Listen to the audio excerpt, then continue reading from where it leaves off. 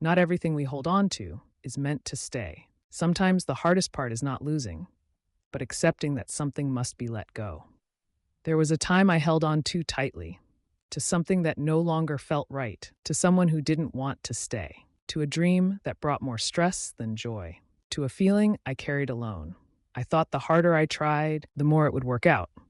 But it didn't. Some things hurt more, simply because we refused to release them. I once waited for someone who never came back, trusted promises that were never kept, blamed myself for not being enough to be loved, kept, or chosen. But then I learned not every loss is a failure. Sometimes it's protection. Sometimes it's a door God is closing, so He can open a better one you haven't seen yet. Letting go is not easy. It can feel like betraying your own hope. But that's how I finally understood what true surrender means.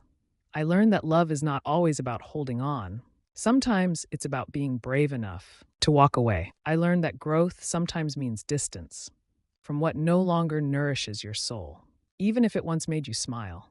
There are moments when God allows loss, not to punish you, but to rescue you. And little by little, I started to feel peace.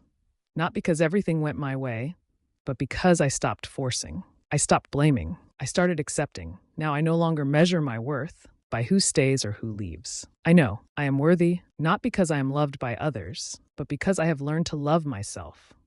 I no longer chase validation. Instead, I spend time discovering myself. What brings me peace, what feels real, what I need, not just what I want. And one thing is clear. I don't regret letting go, because from that letting go, I finally learned to hold on to myself. So if you are struggling to let go today, please know you are not alone. You are not weak for walking away. You are strong because you are choosing peace. And someday, you'll smile and say, I may not have everything I wanted, but I have myself, and that's more than enough.